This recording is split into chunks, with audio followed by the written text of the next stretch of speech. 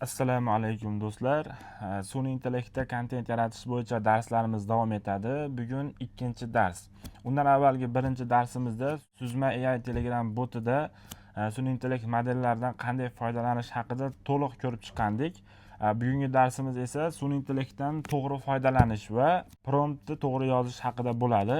Agar biz sifatli kontent yaratmoqchi bo'lsak, to'g'ri prompt yozishimiz kerak. Prompt nima o'zi? Prompt bu qisqa qilib aytganda sun'iy intellektga beradigan sizni topshirig'ingiz. Agar promptingiz qanchalik aniq, to'g'ri bo'ladigan bo'lsa, siz o'zingiz xohlagan natijani olishingiz mumkin. Masalan, sizga misol qilib tushuntiradigan bo'lsam, oddiy yozasiz sun'iy intellektga menga o'zbek yigiti turgan rasm qilib ber deysiz.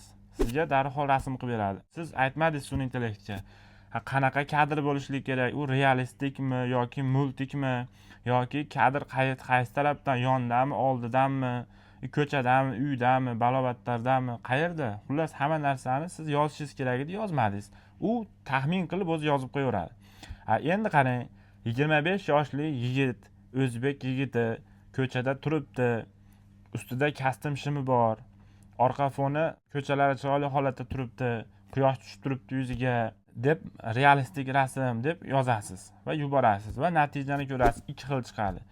Birinchisida xohlagan natijani ololmaysiz, ikkinchisida esa siz xohlagandaqa natija beradi. Xullas shunaqa narsa, promptni siz aniq, to'g'ri yozsangiz, chiroyli natija olaverasiz. Rasmingiz zo'r chiqishi uchun, natija yaxshi olish uchun promptni uzun yozish shart emas, aniq yozish kerak. Shu narsani esdan chiqarmanglar. Kelinglar endi sizlarga Suzma AI Telegram botimizda qanaqa qilib rasmlar yaratishni va qanday qilib kuchliroq natijalarga erishish haqida batafsil ko'rib chiqamiz.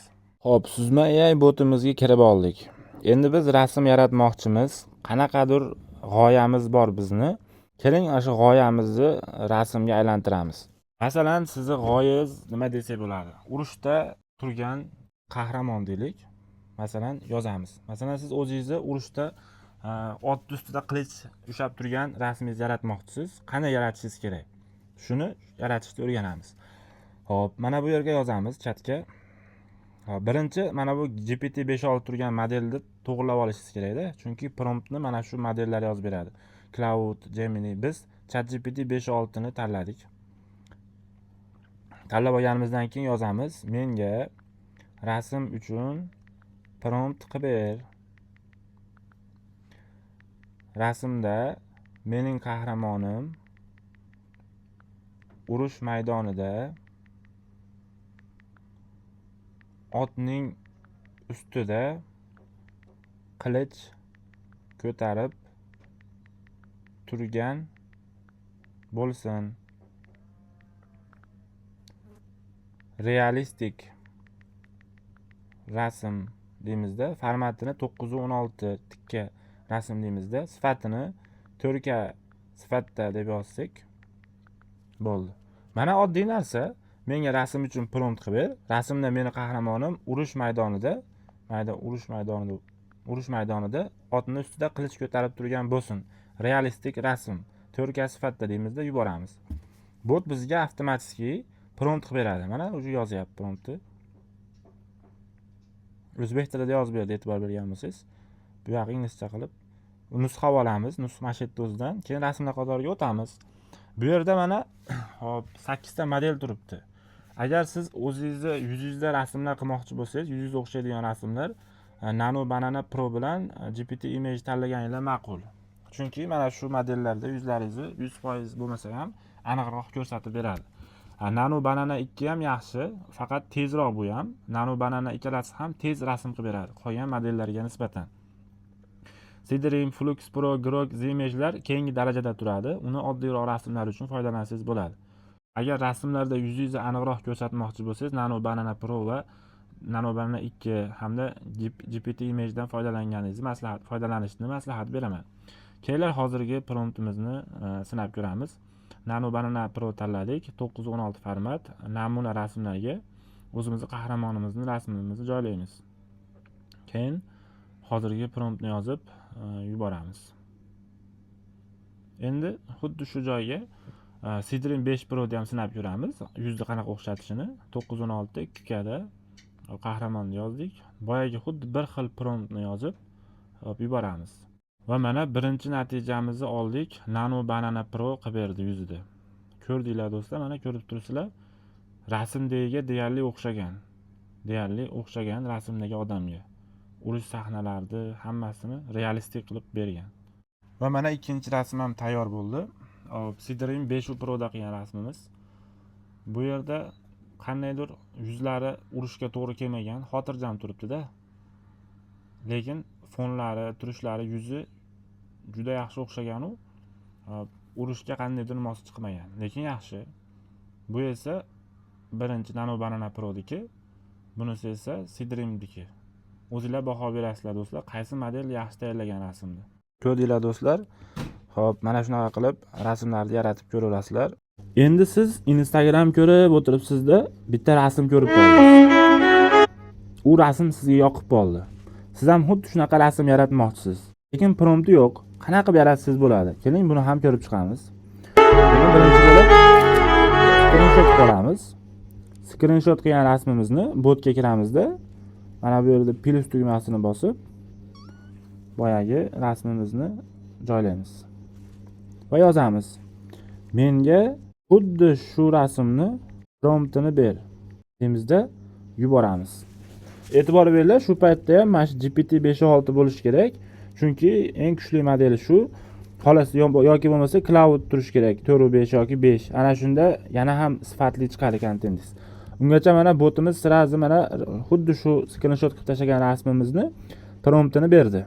Inglizcha variantda. Endi buni pastda nusxa olish tugmasiga bosib, nusxa olamiz va rasmlar qatoriga o'tamiz. O'sha Nano Banana Pro tanlab 916 2 tanlab turib, boyagi rasmimizni endi boyagi o'zimizni rasmimizni bosib turib, joylab turib, hozirgi saqlab olgan promptimizni yozib yuboramiz. Bir necha soniyalardan keyin xuddi o'sha rasmimizni biz mana bu screenshotda tashlagan rasmdagidek qilib beradi. Mana rasm tayyor qilib berdi. E'tibor berishingiz mumkin. Xuddi biz qahramonimizni, xuddi mana shu bolaga kabi kitob o'qib turibdi, jingalay bosh bo'lib, formalari ham bir xil rangda, mana hattoki saç turkumlarigacha ham bir xil qilib qo'ygan promptda. Shunday qilib yaratishingiz mumkin rasmlarni. Yana bitta zo'r narsa, mana masalan rasm yaratib bo'lganingizdan keyin mana bu yerda shablonlar bor. Rasmlar qatoriga o'tib, bu yerda mana o'zga yoqqan rasmni tanlab turib, xuddi o'zingiz ham shunaqa rasm qo'ysangiz bo'ladi.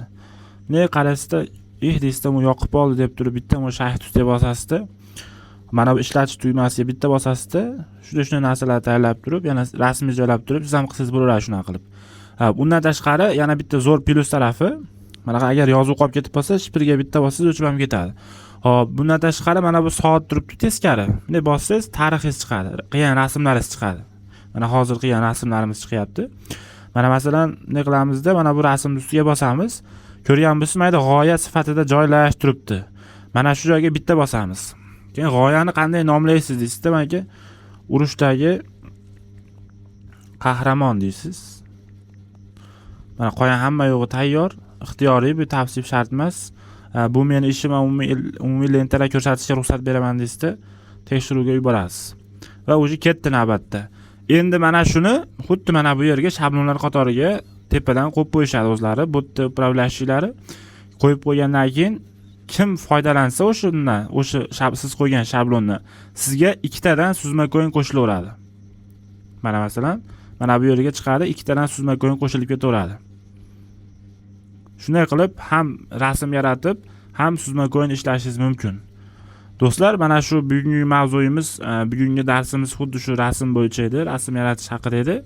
Hop, endi keyingi darsda xudo xolasa video tayyorlash haqida bo'ladi inshaalloh. Hop, keyingi darslarda mana videolarda turi ko'p. O'zbek tilida videolar tayyorlash bor, multfilmlar tayyorlash bor.